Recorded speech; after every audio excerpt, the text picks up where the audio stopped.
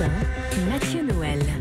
Vous écoutez toujours Europe 1, il est midi 21, rien ne s'oppose à midi, continue avec Eva Rock, Mélanie Gomez, Thierry Geffrotin et ce maître des mots, cette star du billet d'humeur qui hier a tout de suite su mettre à l'aise Chloé, notre nouvelle stagiaire, lorsqu'elle lui a demandé T'es marié?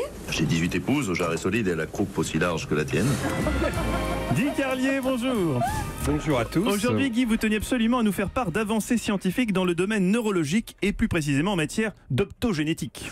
Oui, tout a commencé hier lorsque j'ai croisé Philippe Vandel dans l'ascenseur d'Europe en me rendant au studio au Coluche, donc où nous enregistrons.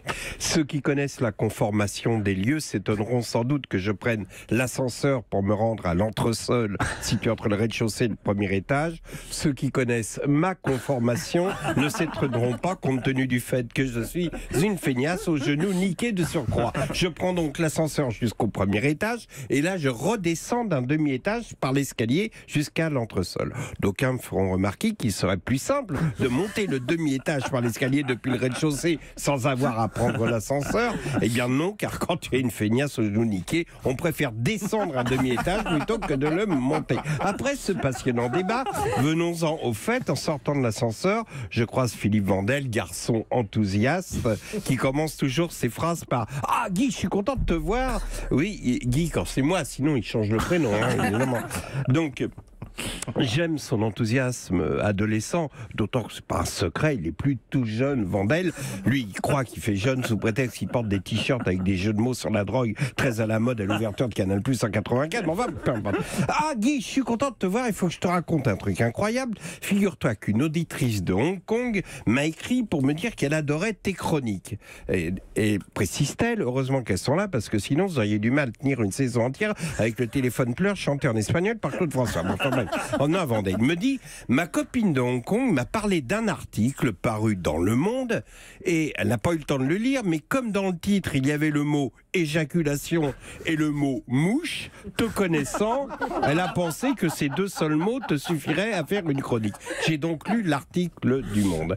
Et il s'agit d'une étude scientifique presque austère qui rend compte de travaux menés conjointement par des chercheurs neurologues américains et israéliens qui viennent de révéler donc au congrès neurologique de Cleveland l'avancée extraordinaire que constituent leurs travaux dans le domaine de l'éjaculation des mouches. Je vous explique. Après avoir minutieusement étudié le comportement de 437 mouches mâles lors de l'acte sexuel, t'imagines le mec qui rentre chez lui, ça va chérie, qu'est-ce que t'as fait? Ben, j'ai regardé 437 mouches qui niquaient. Enfin bon, il apparaît que le mâle de l'espèce humaine, c'est-à-dire l'homme et la mouche, ont en commun la sensation du plaisir pendant l'éjaculation. Non mais ça c'est authentique. Une mouche ça éjacule? Oui.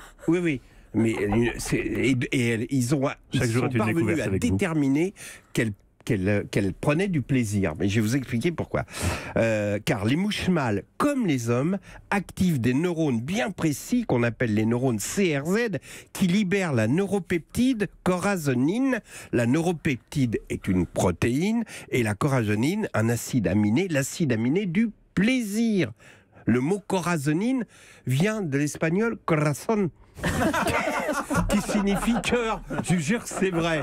D'ailleurs, à la fin du congrès de Cleveland, tous les congressistes se sont mis à chanter Pepito, mi corazón, Pepito, Pepito. Voilà, vous avez compris. Là.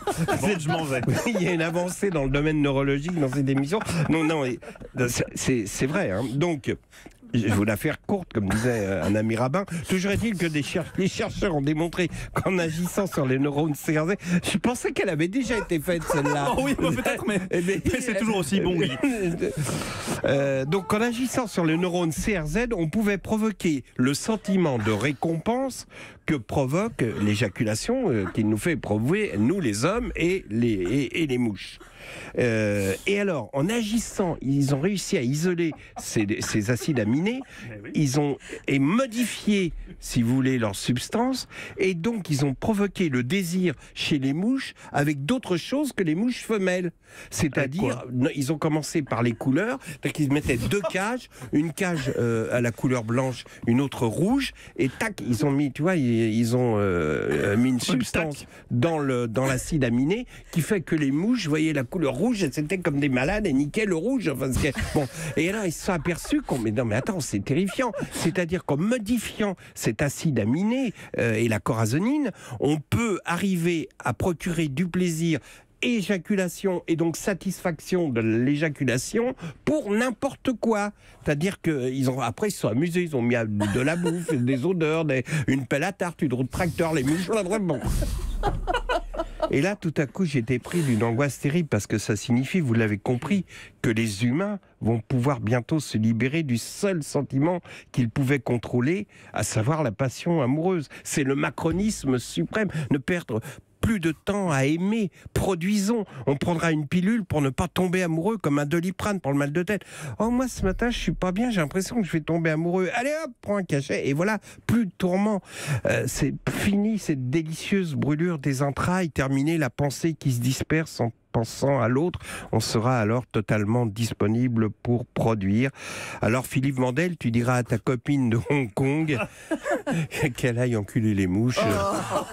Parce que vraiment, cette chronique que je pensais légère est la plus angoissante que j'ai faite depuis le début de la saison. Merci beaucoup Guy Carlier. Thierry, une réaction à la chronique de Guy? Quelle intelligence. Je veux pas qu'il me monte dessus. Oh, je connais un peu les goûts de Guy, il n'y a pas de risque.